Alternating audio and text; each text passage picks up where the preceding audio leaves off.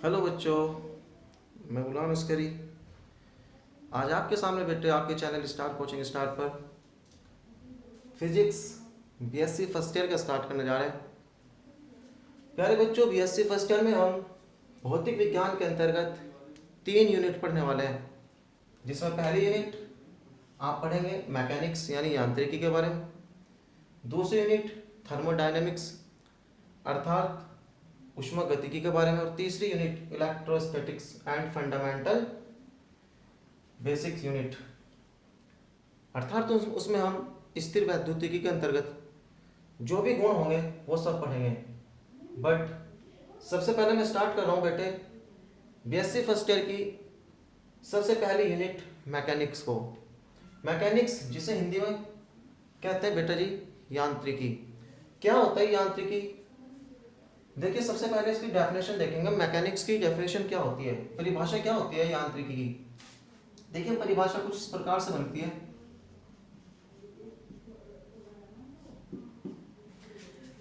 भौतिक विज्ञान की वह शाखा जिसके अंतर्गत हम किसी भी वस्तु के विराम अथवा गति की अवस्था का अध्ययन करते हैं, अर्थात वह वस्तु विराम अवस्था में है या गति अवस्था में है, इसका अध्ययन करने के लिए हम भौतिक विज्ञान में जिस यूनिट को पढ़ेंगे वही यूनिट कहलाती है हमारी बेटा यांत्रिकी। अर्थात इसकी डेफिनेशन कुछ इस प्रकार से बनेगी।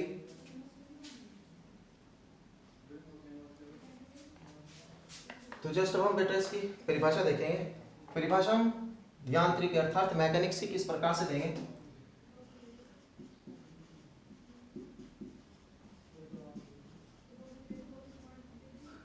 भौतिक विज्ञान की वह शाखा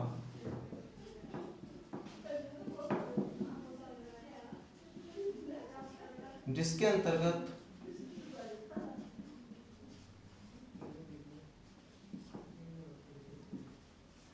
किसी वस्तु की विराम अथवा गति अवस्था का अध्ययन किया जाता है। किसी वस्तु की विराम अथवा गति अवस्था का अध्ययन किया जाता है। विराम अथवा गति अवस्था का अध्ययन किया जाता है।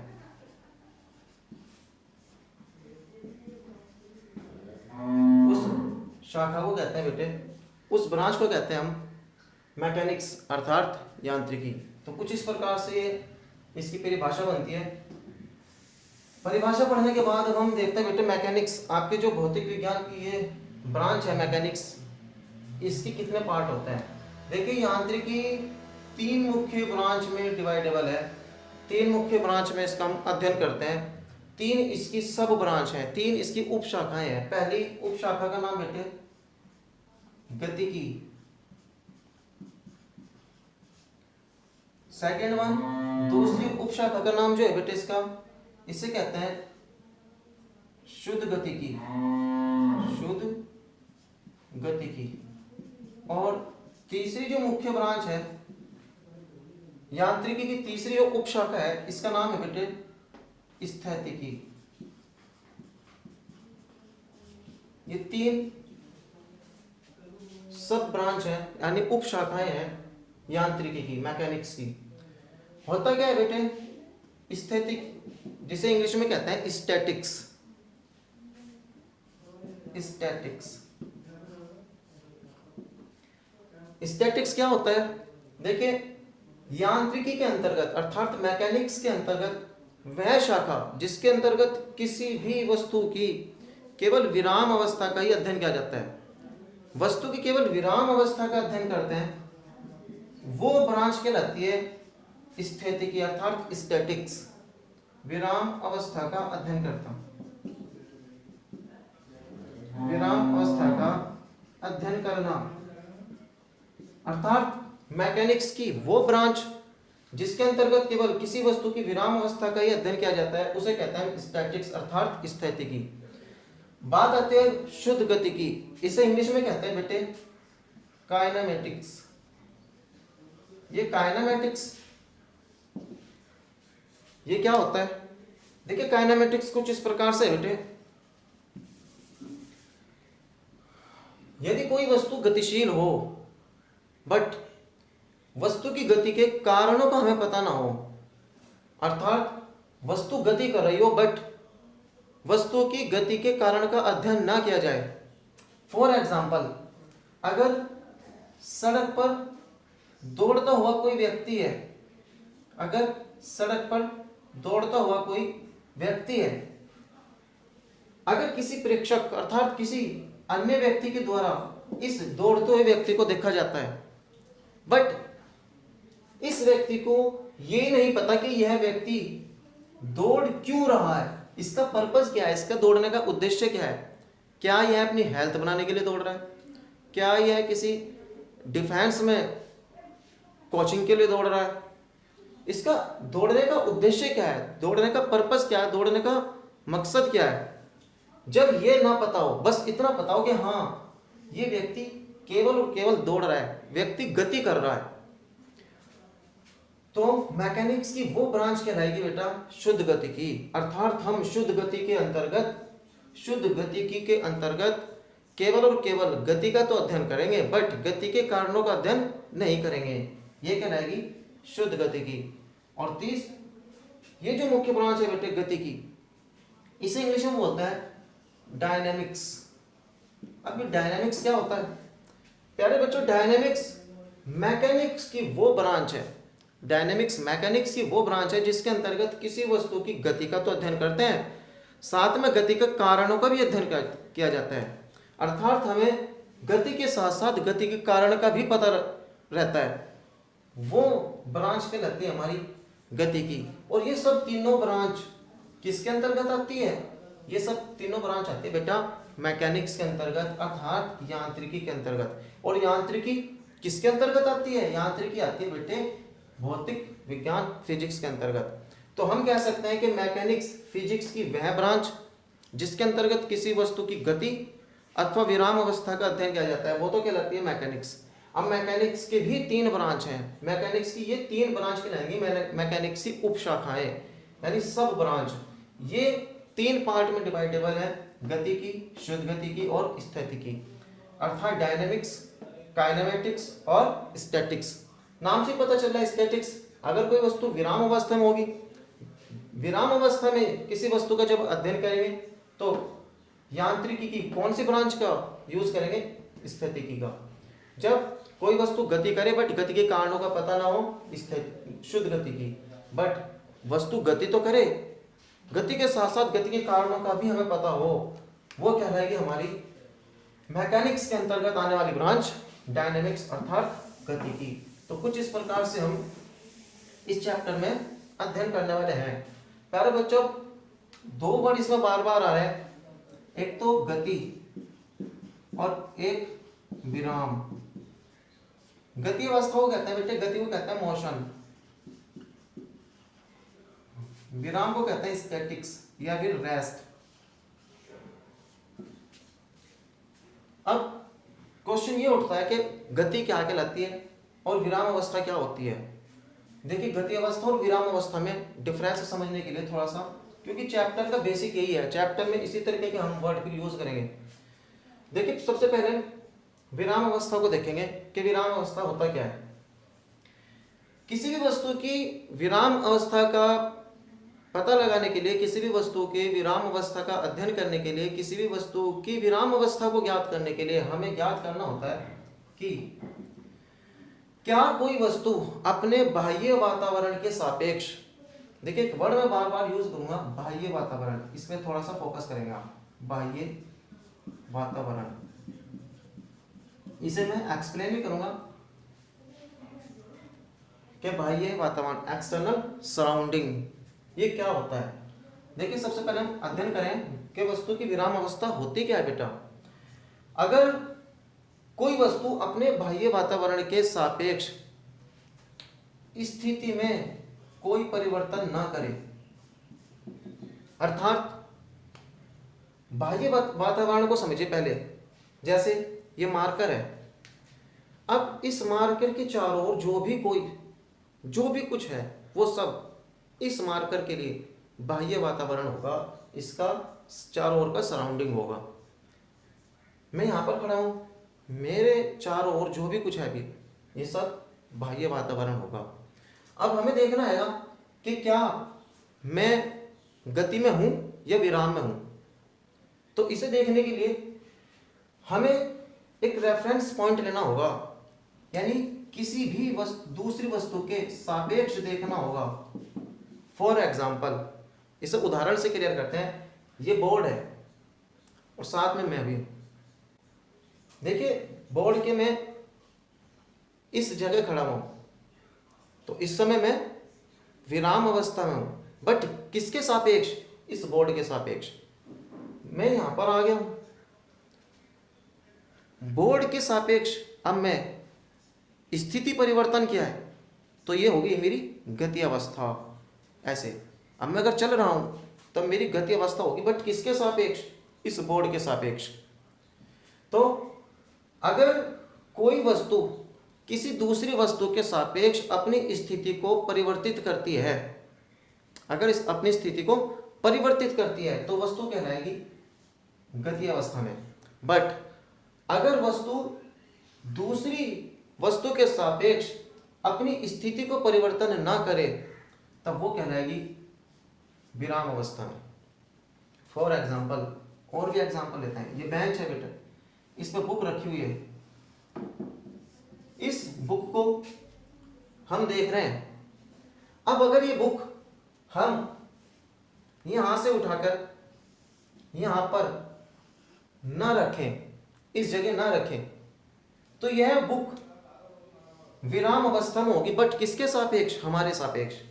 हम इस बुक को देख रहे हैं और हमने देखा कि बुक अपनी स्थिति को परिवर्तित नहीं करी, अपने स्थान को नहीं बदल रही है, जहां पर है वहीं पर ही विराजमान है। तो हमारे लिए, हमारे सापेक्ष यह बुक किस अवस्था में होगी? विराम अवस्था में। बट अगर ये बुक इस स्थिति से हट करके यहां पर आ जाए, तब यही बुक हमारे सापेक्ष किस अवस्था में हो जाएगी? ये गति अवस्था में हो जाएगी।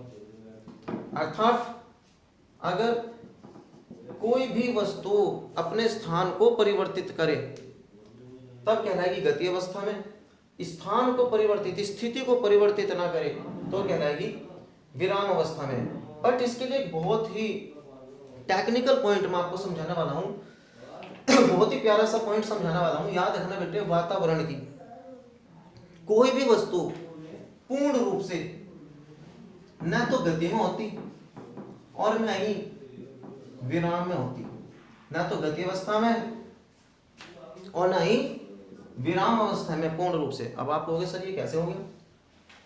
ना तो कोई वस्तु गति अवस्था में है, ना कोई विराम अवस्था में। देखिए मैं आपको दिखाई दे रहा हूं यहाँ पे खड़ा हुआ, विराम अवस्था में कहोगे, लेकिन मेरी ये विराम अवस्था गति अवस्था भी हो सकती है। इसे हम क्लियर करेंगे, ये विराम अवस्था गति अवस्था कब हो सकती है, अथवा गति अवस्था विराम अवस्था कब बन सकती है, इसे थोड़ा सा क्लियर करेंगे। और एक एग्जांपल देखिए विराम अवस्था और गति अवस्था के। देखिए विराम अवस्था और गति अवस्था का एक प्यारा सा एग्जांपल मैं बता रहा हूं। मान के चलो ये कार है, ये कार है बेटा, ऐसे गति कर रही है और इसके अंतर्गत ये महाशय बैठे हुए हैं।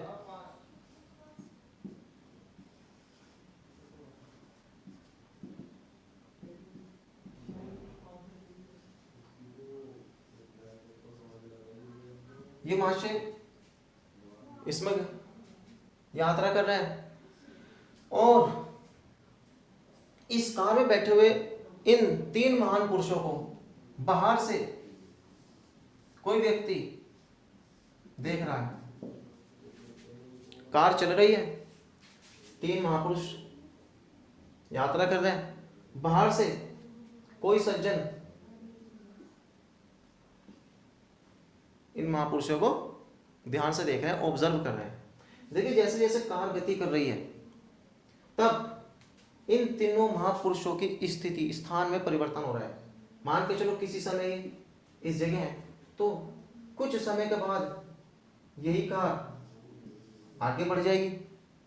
आगे बढ़ेगी तो ये महापुरुष इस स्थान पर आ जाएंगे, इस स्थान को छोड़ करके यहाँ पर आ जाएंगे।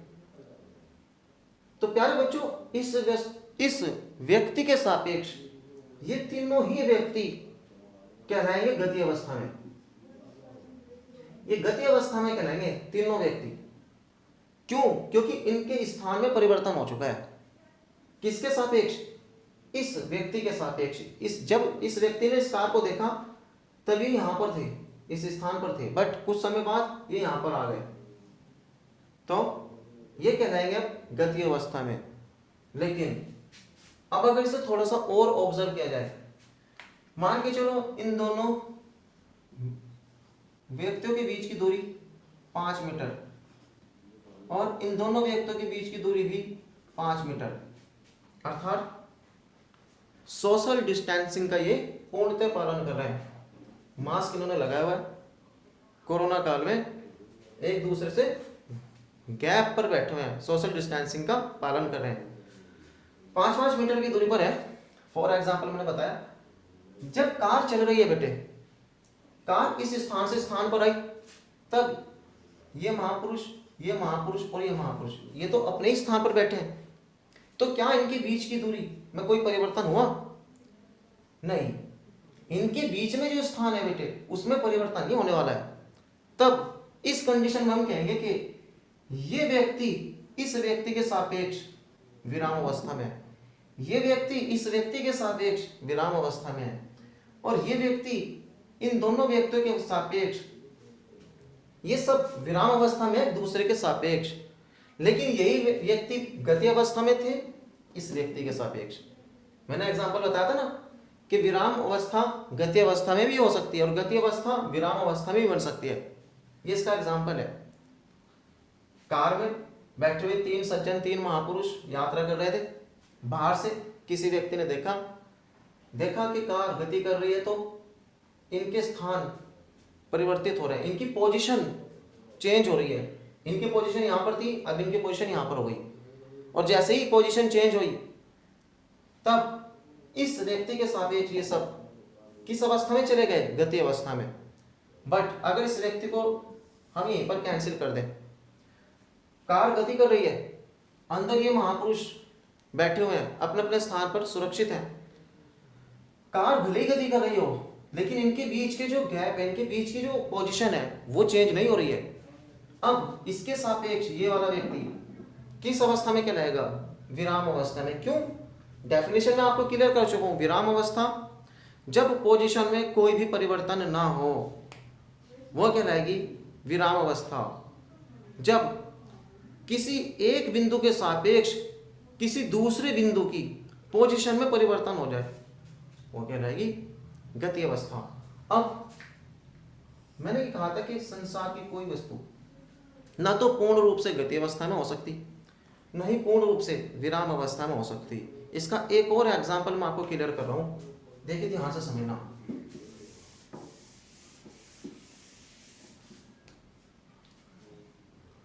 देखिए ये हमारी पृथ्वी है,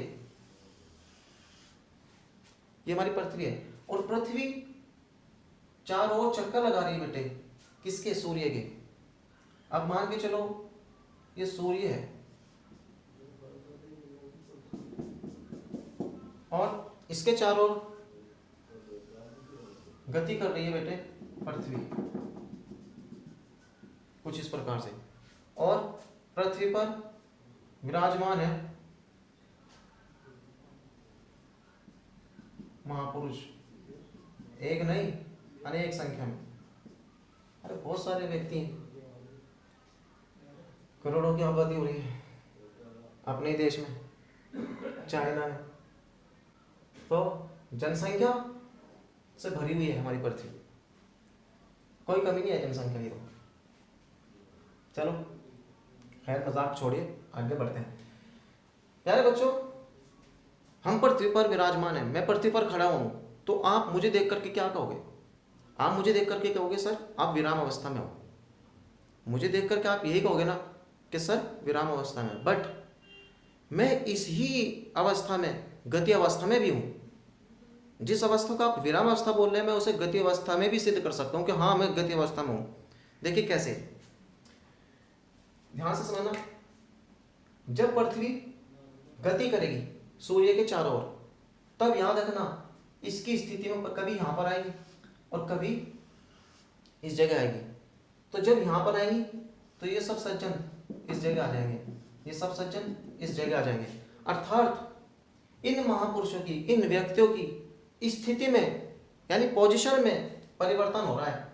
कभी इनकी पोजीशन यहाँ पर थी तो कभी इनकी पोजीशन यहाँ पर आई, कभी इनकी पोजीशन इस जगह पर आई। और पोजीशन परिवर्तित होना ही क्या कहलाता है? गति अवस्था। पोजीशन परिवर्तन होना ही तो क्या कहलाता है? गति अवस्था। तो हम तो कह सकते हैं कि अब हम कौन सी अवस्था में है? गति अवस्था में।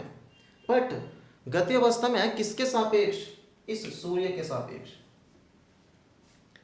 सूर्य के सापेक्ष हम भले ही यहां पर खड़े हुए हैं, पृथ्वी पर हैं, आपको तो लगेगा हम विराम अवस्था में, बट अगर सूर्य के सापेक्ष देखेंगे तो हम गति अवस्था में कहलाएंगे। क्यों?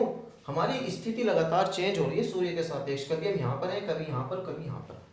बट अगर सूर्य के सापेक्ष ना देखा जाए, पृथ्वी पर खड़ा हुआ एक व्यक्ति दूसरे व्यक्ति के सापेक्ष देखे, मान के चलो ये पृथ्वी है, ये व्यक्ति खुद यहाँ पर विराम अवस्था में, खुद यहाँ पर विराम अवस्था में, अर्थात इनकी स्थिति में जहां पर खड़े हैं इनकी कोई स्थिति में परिवर्तन ना हो, तब ये व्यक्ति पृथ्वी पर इसके सापेक्ष किस अवस्था में होगा? विराम अवस्था में। इसलिए जब आप कह रहे हो कि सर आप यहाँ पर खड़े हो तो विराम अवस्था में हो, हाँ विराम अवस्था में हूँ, बट अगर आप पृथ्वी पर खड़े होकर अपनी स्थिति में कोई परिवर्तन ना करो, पृथ्वी पर खड़े होकर मुझे देखो, तब मैं आपके सापेक्ष रियली में विराम अवस्था में ही कहलाऊंगा। बट अगर सूर्य के सापेक्ष कंपेयर की जाएगी तो मैं गति अवस्था में कहलाऊंगा। तो बेटा जो मैंने टॉपिक बताया था आपको कि कोई भी वस्तु ना तो पूर्णतः गति अवस्था में हो सकती, ना ही पूर्णतः विराम अवस्था में हो सकती, वो इस प्रकार से है। बट अगर हमें गति अवस्था और विराम अवस्था को देखना है तो हमें एक रेफरेंस पॉइंट लेना होता है, एक संदर्भ बिंदु लेना होता है, अर्थात एक ऐसा बिंदु लेना होता है जिसके हम सापेक्ष देखते हैं। उसी के अनुसार हम निष्कर्ष निकालते हैं कि कोई वस्तु विराम अवस्था में या फिर गति अवस्था में। हम ऐसे किसी भी वस्तु को डायरेक्ट प्रत्यक्ष रूप से देख करके नहीं कह सकते कि कोई वस्तु विराम में है या फिर गति अवस्था में है। तो ये बात क्लियर हो गई। टॉपिक को हम आगे स्टार्ट करते हैं बेटे, चैप्टर में आगे की ओर बढ़ते हैं। चैप्टर का सबसे मुख्य पॉइंट, चैप्टर का बेहद महत्वपूर्ण टॉपिक चलेगा frame of reference. Frame of reference. Sir ये क्या होता है फ्रेम ऑफ रेफरेंस? बेटा फ्रेम ऑफ रेफरेंस ये होता है निर्देश तंत्र।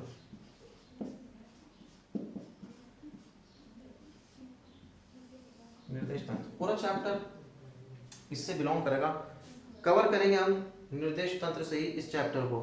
देखिए निर्देश तंत्र क्या होता है? निर्देश तंत्र एक निकाय होता है बेटा। होता क्या है निर्देश तंत्र? इसे ध्यान से समझना। देखिए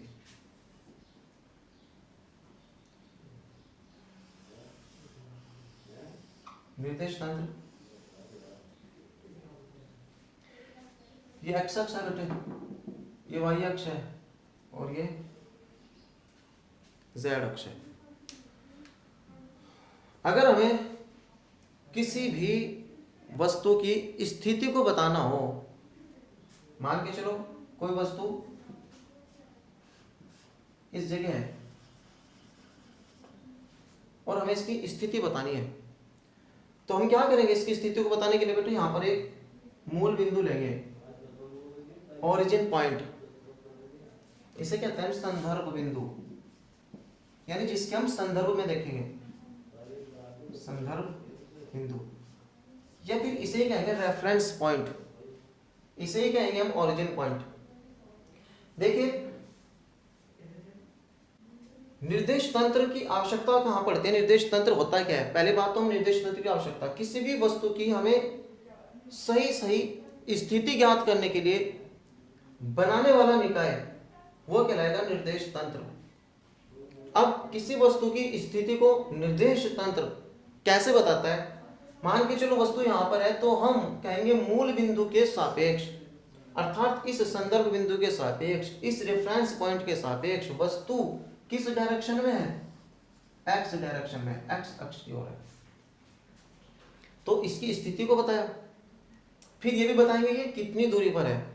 अब यहां से इसकी गणना करेंगे, मान के चलो ये 15 सेंटीमीटर पर है। इस जगह से रेफरेंस पॉइंट से वस्तु की दूरी इतनी है, वस्तु की दिशा ये है। दो बातें पता चल गई, दूरी पता चल गई और दिशा पता चल गई। स्थिति में परिमाण और दिशा, ये बात तो हो गई। लेकिन बेटे याद रखना, एक और पॉइंट हमें ध्यान पे रखना होता है कि मान के चलो ये किसी समय टी समय पर यहां पर थी और थोड़े समय के बाद T1 समय के बाद ये वस्तु यहां पर आ गई। कुछ समय के बाद वस्तु ने अपना स्थान चेंज किया, वस्तु आगे बढ़ गई। तब हमें यहां पर समय का भी अध्ययन करना होगा, अर्थात समय को भी प्रयोग में लाना होगा। इसलिए किसी भी वस्तु की स्थिति का ज्ञात करने के लिए, स्थिति को ज्ञात करने के लिए 4 प्रकार के निर्देशांकों की आवश्यकता होती है। पहले x, दूसरा y, तीसरा z और चौथा जो निर्देशांक है बेटे वो t होगा। t जो निर्देशांक है वो केवल और केवल किसे प्रदर्शित करेगा?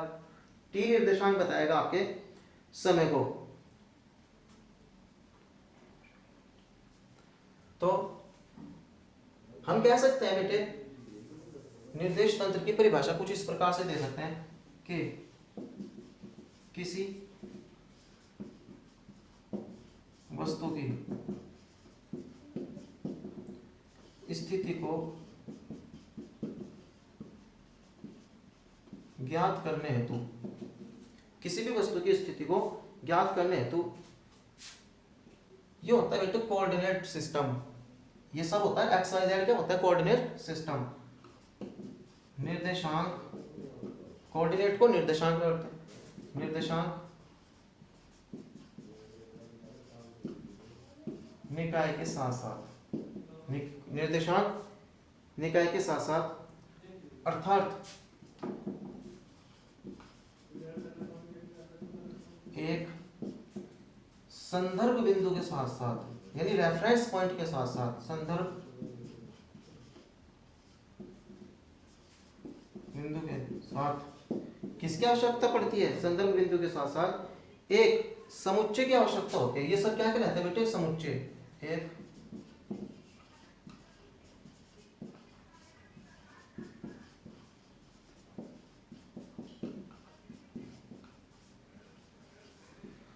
एक समुच्चय की आवश्यकता होती है तथा समय को मापने के लिए हमें टाइमर अर्थात एक घड़ी की भी आवश्यकता होती है। उस टाइमर को भी बेटे हम यहीं पर लगा लेते हैं कुछ इस प्रकार से।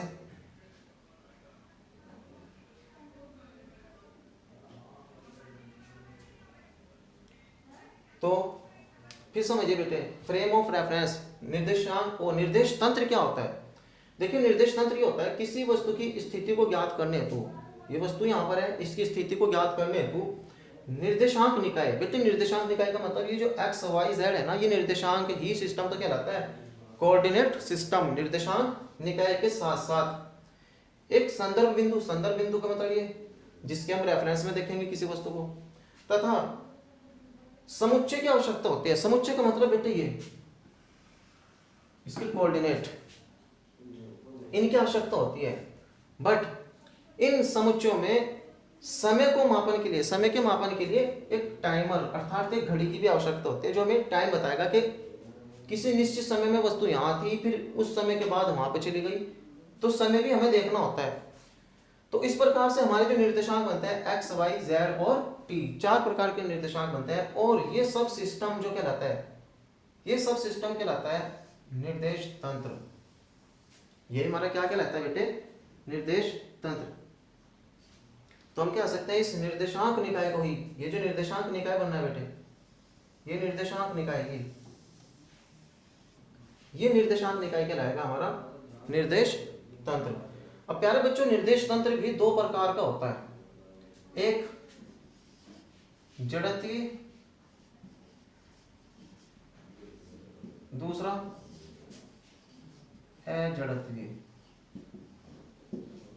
एक जड़त्वीय निर्देश तंत्र और एक अजड़त्वीय निर्देश तंत्र, अर्थात निर्देश तंत्र भी, फ्रेम ऑफ रेफरेंस भी दो प्रकार के होंगे। पहला जड़त्वीय निर्देश तंत्र और दूसरा अजड़त्वीय निर्देश तंत्र। थोड़ा सा मैं बता दूं इसका संक्षेप में क्या होता है जड़त्वीय। जड़त्वीय निर्देश तंत्र वो निर्देश तंत्र होता है बेटे जो न्यूटन के गति के नियमों का पालन करेगा। अजड़त्वीय निर्देश तंत्र वो होगा जो न्यूटन के गति के नियमों का पालन नहीं करेगा। और न्यूटन के गति का कौन सा नियम जड़त्व का नियम कहलाता है? प्रथम नियम। आपने क्लास 9th में और क्लास 11th में दोनों में पढ़ा होगा। जड़त्व का नियम वो न्यूटन की गति का प्रथम नियम ही तो होता है। न्यूटन की गति का प्रथम नियम ही क्या रहता है बेटे? जड़त्व का नियम। अर्थात न्यूटन की गति का जो प्रथम नियम है बेटे, अगर इसका पालन करे तब ये फ्रेम ऑफ रेफरेंस कहलाएगा जड़त्वीय। और अगर ये फ्रेम ऑफ रेफरेंस, ये निर्देश तंत्र न्यूटन की गति के प्रथम नियम का ही पालन नहीं करेगा, तब ये क्या कहलाएगा? अजड़त्वीय निर्देश तंत्र। तो जड़त्वीय निर्देश तंत्र और अजड़त्वीय निर्देश तंत्र के बारे में हम अध्ययन नेक्स्ट लेक्चर में करेंगे। तो प्यारे बच्चों, इसी के साथ आज के लेक्चर को हम समाप्त करते हैं। लेक्चर में हमने बीएससी फर्स्ट ईयर की पहली यूनिट मैकेनिक्स को हमने स्टार्ट किया और मैकेनिक्स के अंतर्गत हमने मैकेनिक्स की डेफिनेशन, मैकेनिक्स की जो सब ब्रांच है और फ्रेम ऑफ रेफरेंस, निर्देश तंत्र होता क्या है, निर्देश तंत्र की डेफिनेशन क्या होती है, निर्देश तंत्र कितने प्रकार के होते हैं, आज हमने ये सब इस लेक्चर में कवर किया है। नेक्स्ट लेक्चर में हम इन जड़त्वीय और अजड़त्वीय निर्देश तंत्र के बारे में और गहराई से और डीपली अध्ययन करेंगे। तब तक के लिए आप सबका धन्यवाद। आपका दिन शुभ हो। वीडियो को देखते रहें, लाइक करें, शेयर करें, कमेंट करें और चैनल को सब्सक्राइब करें। धन्यवाद।